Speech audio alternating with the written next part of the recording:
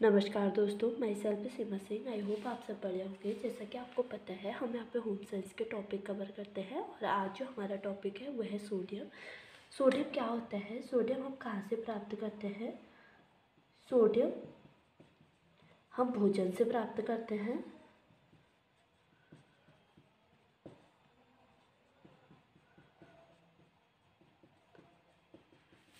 और भोजन के अतिरिक्त नमक से हमको ये प्राप्त करना पड़ता है। नमक से प्राप्त करते हैं, ठीक है। तो हमें जो सोडियम होता है नमक से भी प्राप्त होता है और भोजन से भी प्राप्त होता है। सोडियम नमक में सोडियम क्लोराइड के रूप में उपस्थित रहता है। सोडियम क्लोराइड के रूप में उपस्थित रहता है ये नमक में उपस्थित रहता है, ठीक है। और जो सोडियम होता है ये भोज्य पदार्थों में या तो अल्प मात्रा में होता है या फिर अधिक मात्रा में होता है। इसीलिए जब हम कम सोडियम युक्त भोज्य पदार्थ लेते हैं तो हमें नमक में अतिरिक्त सोडियम की मात्रा लेनी पड़ती है। तो ये भोज्य पदार्थों में क्या होता है, या तो अल्प मात्रा में रहता है या अधिक मात्रा में रहता है। जो सोडियम होता है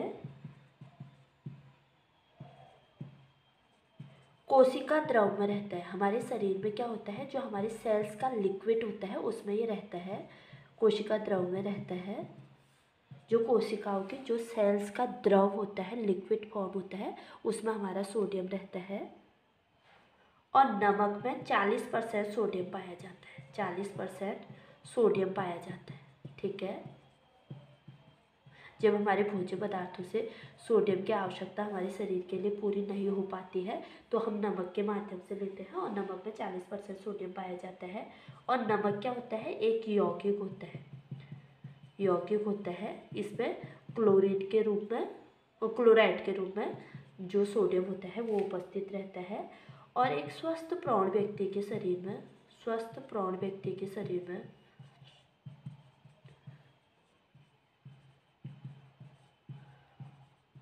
में जो सोडियम होता है 92 से 100 mg सोडियम पाया जाता है, ठीक है। सोडियम पाया जाता है। तो जो सोडियम होता है, सोडियम हम भोजन से प्राप्त करते हैं और भोज्य पदार्थों में ये अल्प या अधिक मात्रा में रहता है।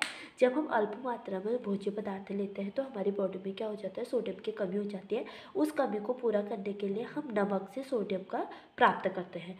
और सोडियम नमक में सोडियम क्लोराइड के रूप में रहता है। जो सोडियम होता है ये नमक में सोडियम क्लोराइड्स के रूप में रहता है। भोज्य में अल्प या अधिक मात्रा में रहता है। सोडियम जो होता है भोज्य पदार्थों में अल्प या अधिक मात्रा में रहता है। सोडियम यह कोशिका द्रव में रहता है। जो हमारी कोशिका का लिक्विड होता है उसमें सोडियम रहता है। और नमक में 40% सोडियम पाया जाता है। नमक एक यौगिक होता है, इसमें जो सोडियम होता है वो क्लोराइड के रूप में रहता है, इसीलिए हम इसको यौगिक बोलते हैं। एक स्वस्थ प्रौढ़ व्यक्ति के शरीर में सोडियम कितना होता है, 92 से 100 mg सोडियम पाया जाता है। एक स्वस्थ प्रौढ़ व्यक्ति की बात करें तो इसलिए हमको जो सोडियम होता है ये हमारी बॉडी के लिए काफ़ी आवश्यक होता है। सोडियम के अणु अगर बात करें हमारे शरीर में किस रूप में रहता है, सोडियम के अणु शरीर में निम्न रूप में रहते हैं। वो कौन कौन से रूप में रहते हैं? पहले तो ये कार्बोनेट के रूप में रहता है, फॉस्फेट के रूप में रहता है, फॉस्फेट के अणु के रूप में रहता है और प्रोटीनेट के अणु के रूप में रहता है। तो जो सोडियम के अणु शरीर में इन 3 रूपों में रहते हैं, कार्बोनेट के रूप में, फॉस्फेट के रूप में और प्रोटीनेट के रूप में हमारी बॉडी में ये रहते हैं।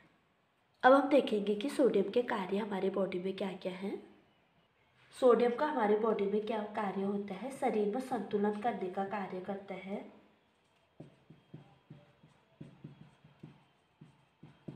बनाने में सहायक होता है सोडियम। ये किस किस का संतुलन बनाता है, अम्ल एवं क्षार का संतुलन बनाता है। क्षार का संतुलन बनाने में सहायक होता है। और जल का संतुलन बनाने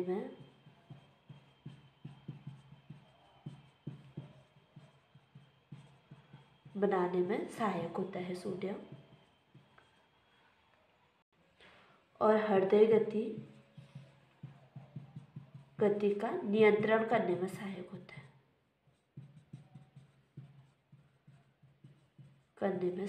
होता है, प्रोटीन और कार्बोहाइड्रेट के अवशोषण में सहायक होता है सोडियम। अगर हमारी बॉडी में सोडियम की कमी हो जाएगी तो प्रोटीन और कार्बोहाइड्रेट की भी कमी देखने को मिलेगी, क्योंकि जो सोडियम होता है ये प्रोटीन और कार्बोहाइड्रेट के अवशोषण में सहायक होता है।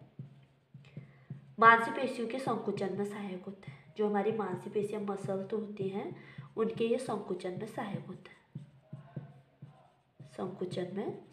होता है, ठीक है। तो जो सोडियम के कार्य होते हैं वो हमारी बॉडी में इस प्रकार से होते हैं। शरीर में संतुलन बनाने में सहायक होता है, अम्ल क्षार का संतुलन बनाने में सहायक होता है, जल के संतुलन बनाने में सहायक होता है, हृदय गति का नियंत्रण करने में सोडियम सहायक होता है, और प्रोटीन और कार्बोहाइड्रेट के अवशोषण में भी सोडियम सहायक होता है, मांसपेशियों के संकुचन में सहायक होता है। अब हम देखेंगे कि सोडियम की कमी से हमारी बॉडी में क्या होगा। जब हमारी बॉडी में सोडियम की कमी होती है तो इसको हम क्या बोलते हैं, हाइपोनेट्रीमिया बोलते हैं, हाइपोनेट्रीमिया, ठीक है। तो जो सोडियम की कमी है इसको क्या बोला जाता है, हाइपोनेट्रीमिया बोला जाता है। अगर सोडियम की कमी हो जाएगी तो क्या होगा, अम्लीय जो क्षार है इसका संतुलन नहीं होगा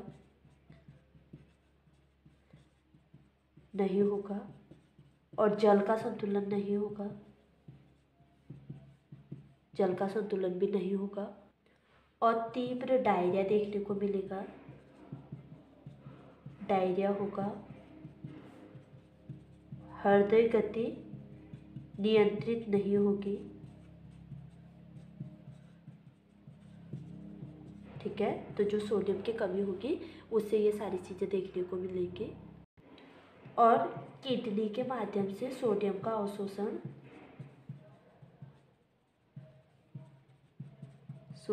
अवशोषण कम होगा, ठीक है। अगर बॉडी में सोडियम की कमी हो जा रही है तो जो किडनी होगी उसके पास भी सोडियम की कमी हो जाएगी और वो सोडियम का अवशोषण उसमें कम हो जाएगा, ठीक है।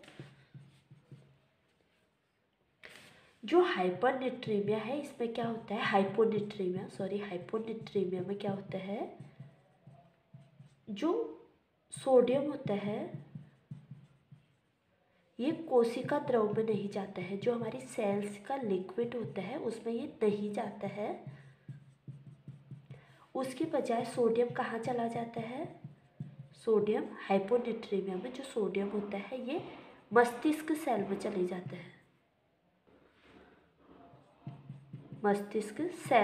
जाता है,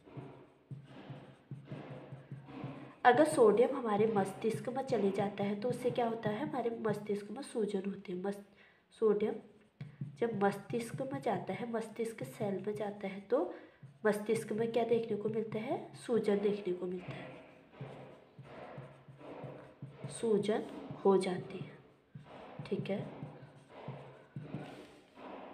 तो जो हाइपोनेट्रीमिया होता है, हाइपोनेट्रीमिया में क्या होगा, सोडियम कोशिका द्रव में नहीं जाता है, क्योंकि हमने देखा था कि जो हमारा सोडियम होता है वो कहाँ पे रहता है, हमारी बॉडी में हमारी कोशिकाओं के द्रव में रहता है। लेकिन जब हाइपोनेट्रीमिया होता है, सोडियम की कमी हो जाती है, उसमें क्या होता है, जो सोडियम होता है ये हमारे कोशिका के द्रव में नहीं जाता है, उसके बजाय ये कहाँ चले जाता है, हमारे मस्तिष्क सेल्स में चले जाता है। जब हमारे मस्तिष्क सेल्स में सोडियम चले जाता है तो मस्तिष्क में सूजन हो जाती है। अब देखते हैं कि हाइपोनेट्रीमिया के प्रकार क्या हैं। हाइपोनेट्रीमिया के प्रकार कितने प्रकार का होता है, ठीक है। पहले ये एक्यूट होता है और सेकेंड ये क्रॉनिकल होता है, ठीक है। एक्यूट में क्या होता है, इसके लक्षण अचानक देखने को मिलते हैं, बॉडी में सोडियम के लक्षण जो कि अचानक कमी के लक्षण अचानक देखने को मिलेंगे। और ये कमी के जो लक्षण देखने को मिलते हैं सोडियम के, ये कितने घंटे में दिखते हैं, ये 24 से 28 घंटे में दिखते हैं, ठीक है। 24 से 28 घंटे में सोडियम के कमी के लक्षण दिखते हैं और ये काफ़ी भयानक होता है, ठीक है। भयानक स्थिति होती है। इसमें जो होता है, जिस व्यक्ति को सोडियम की कमी हो रही है उसको पहले पता नहीं चलता है कि उसके बॉडी में सोडियम की कमी हो रही है, तो उसको अचानक से पता चलता है। 24 से 48 घंटे के बीच में उसको पता चलता है कि उसकी बॉडी में सोडियम की कमी हो रही है। अगर इसमें भी सोडियम की जो कमी को फुलफिल नहीं किया गया तो व्यक्ति की मृत्यु तक देखने को मिलती है। और जो क्रॉनिकल हाइपोनेट्रीमिया होता है, इसमें क्या होता है, ये स्लो होता है और धीरे धीरे सोडियम की कमी का पता चलता है, ठीक है। धीरे धीरे सोडियम की कमी का पता चलता है,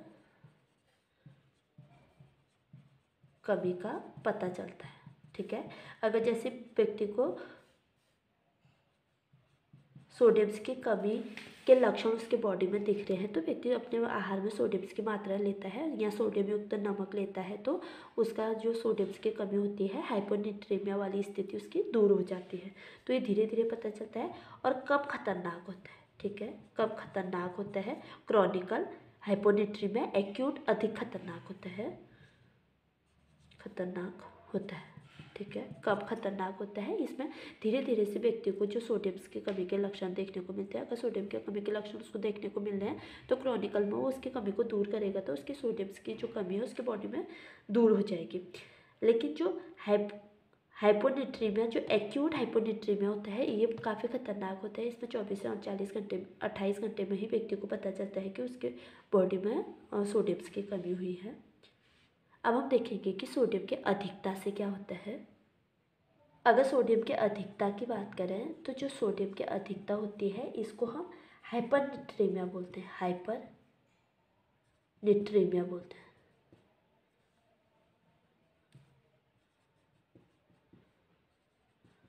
ठीक है। सोडियम की अधिकता को हाइपरनेट्रीमिया बोलते हैं और सोडियम की कमी को हाइपोनेट्रीमिया बोलते हैं। सोडियम की जब कमी होगी तो उसको हम हाइपोनेट्रीमिया बोलेंगे और सोडियम की अधिकता को हाइपरनेट्रीमिया बोलते हैं। अगर हम हाइपरनेट्रीमिया के कारण और प्रभाव की बात करें, इसके कारण क्या है, इसके अधिक होने के और प्रभाव, ठीक है। इन दोनों चीज़ों को देखेंगे कि हाइपरनेट्रीमिया के कारण और प्रभाव क्या होते हैं। हाइपरनेट्रीमिया की या सोडियम की अधिकता हमारी बॉडी में कब देखने को मिलती है, जब एड्रिनल कॉर्टिकल हार्मोन्स की अधिकता हो जाएगी तो उससे भी जो सोडियम की हमारी बॉडी में अधिकता होगी, ठीक है। हार्मोन्स की अधिकता से ये देखने को मिलता है हाइपरनेट्रीमिया। और जब यौन हार्मोन्स का अधिक सेवन किया जाता है, यौन हार्मोन का अधिक सेवन से भी हाइपरनेट्रीमिया के लक्षण देखने को मिलते हैं सेवन से। और जो सोडियम की अधिकता से क्या होता है, कुशिंग सिंड्रोम हो जाता है और कुशिंग सिंड्रोम में क्या होता है, हमारी बॉडी में पानी भरने लगता है, ठीक है। सोडियम की जब अधिकता हो जाती है बॉडी में तो कुशिंग सिंड्रोम हो जाता है और कुशिंग सिंड्रोम में क्या होता है, हमारी बॉडी में पानी भरने लगता है। तो जो सोडियम की अधिकता के हाइपरनेट्रीमिया के कारण है वो क्या है, जब एड्रिनल कॉर्टिकल हार्मोन की अधिकता हो जाती है तो सोडियम की अधिकता हो जाती है हमारी बॉडी में। और यौन हार्मोन के अधिक सेवन से भी सोडियम की अधिकता हमारी बॉडी में हो जाती है और सोडियम की अधिकता से क्या होगा, कुशिंग सिंड्रोम हो जाता है। आप देखेंगे कि सोडियम की अधिकता या हाइपरनेट्रीमिया के प्रभाव क्या क्या होते हैं। इससे क्या होगा, सूजन हो जाती है बॉडी में, रक्तचाप बढ़ जाता है, रक्तचाप बढ़ना, शरीर में प्रोटीन की कमी हो जाती है, प्रोटीन की कमी देखने को मिलती है और ऊतकों में पानी भर जाता है, ऊतकों में पानी भर जाता है, ठीक है।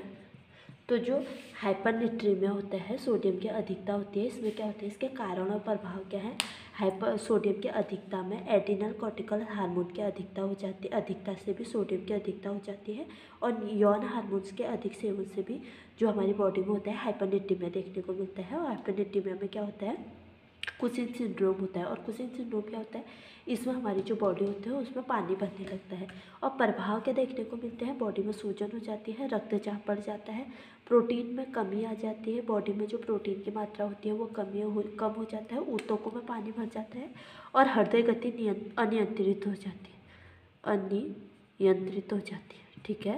हाइपरनेट्रीमिया में हृदय गति जो होती है अनियंत्रित हो जाती है। अब हम देखेंगे कि जो सोडियम है ये किसको नहीं देना चाहिए। सोडियम नहीं देना चाहिए, ठीक है। किन लोगों को ये नहीं देना होता है। अगर किसी को बीपी की प्रॉब्लम है, बीपी वाले लोगों को नहीं देना चाहिए, ठीक है, जिनको बीपी की प्रॉब्लम है। और हृदय रोग वाले लोगों को सोडियम अधिक नहीं देना चाहिए। यकृत के बीमार लोगों को नहीं देना चाहिए। और किडनी, जिनमें यकृत, हृदय और किडनी की समस्या है, इन लोगों को सोडियम की मात्रा कम देनी चाहिए।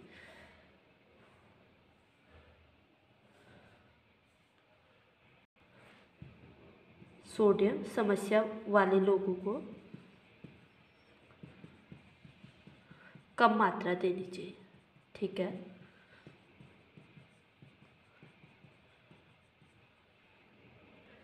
जो बीपी, हृदय रोग और यकृत और किडनी की समस्याएं वाले लोग होते हैं, इनको कौन सा आहार देना चाहिए।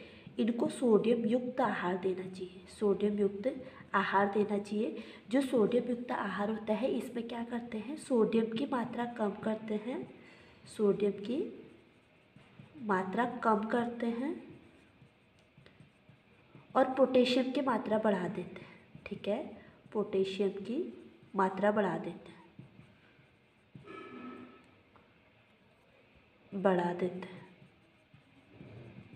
जो सोडियम युक्त आहार होता है ये किसको देना चाहिए, ये हृदय रोग, यकृत रोग, किडनी के लोग और जो बीपी से संबंधित समस्याएं हैं जिन लोगों को, उनको सोडियम युक्त आहार देना चाहिए। और सोडियम युक्त आहार में क्या किया जाता है, सोडियम की मात्रा कम की जाती है और पोटेशियम की मात्रा बढ़ा दी जाती है। अब हम देखेंगे कि हमको सोडियम की प्राप्ति कहाँ से होती है।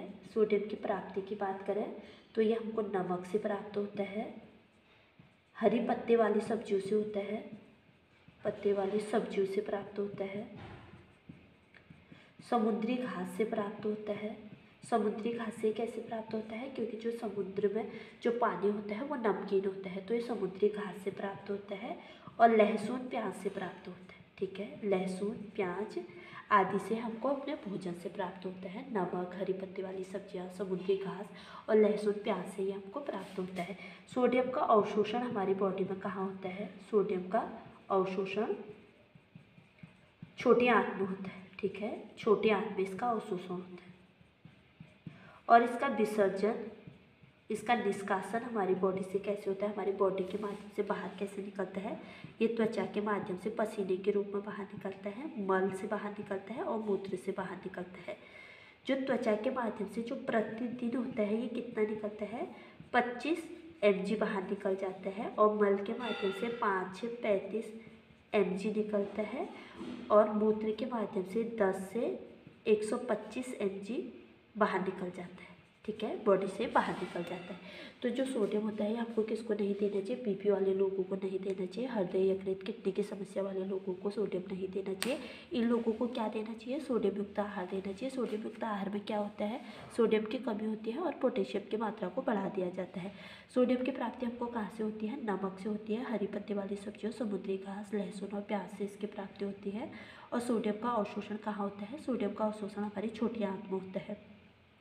और सोडियम का विसर्जन देखें हमारी बॉडी से बाहर कैसे निकलता है, त्वचा के माध्यम से, पसीने के माध्यम से हमारी बॉडी से बाहर निकलता है, मल और मूत्र के माध्यम से बाहर निकलता है। और प्रतिदिन ये कितना निकलता है, प्रतिदिन ये त्वचा से 25 mg निकलता है और मल से 5 से 35 mg निकलता है और मूत्र से 10 से 125 mg हमारे मूत्र के माध्यम से बाहर निकल जाता है प्रतिदिन। तो आज हमने देखा कि सोडियम क्या होता है, ये हमने डिटेल में सोडियम के बारे में जाना। अगर आपको मेरी वीडियो पसंद आए तो प्लीज़ लाइक, शेयर, कमेंट और सब्सक्राइब करना ना भूलें। मिलते हैं अपने अगले वीडियो में, तब तक के लिए बाय।